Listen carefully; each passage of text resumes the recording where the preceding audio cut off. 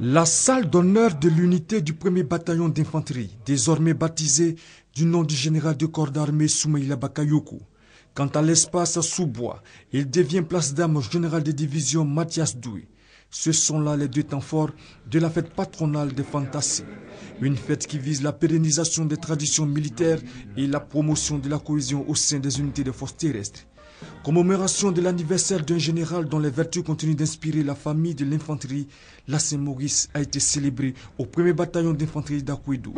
À cette occasion, les soldats ont été exhortés à s'engager pleinement dans toutes les activités de l'unité et ce à l'exemple de leur saint patron. À l'exemple de Saint-Maurice, notre saint patron, il nous faudra nous armer de courage et d'une discipline sans faille, d'un sens de l'honneur sans restriction et d'un esprit de sacrifice sans limite. Cette commémoration fait partie des priorités des forces terrestres, en ce sens qu'elle représente une tradition dont le but est de solidifier la cohésion, la fraternité d'âme et l'esprit de corps des unités. Je demande simplement aux fantassins du 1er bataillon d'infanterie d'en saisir le sens et de le traduire au quotidien dans leur conduite pour maintenir le prestige de leur unité conformément à leur devise « second de personne ».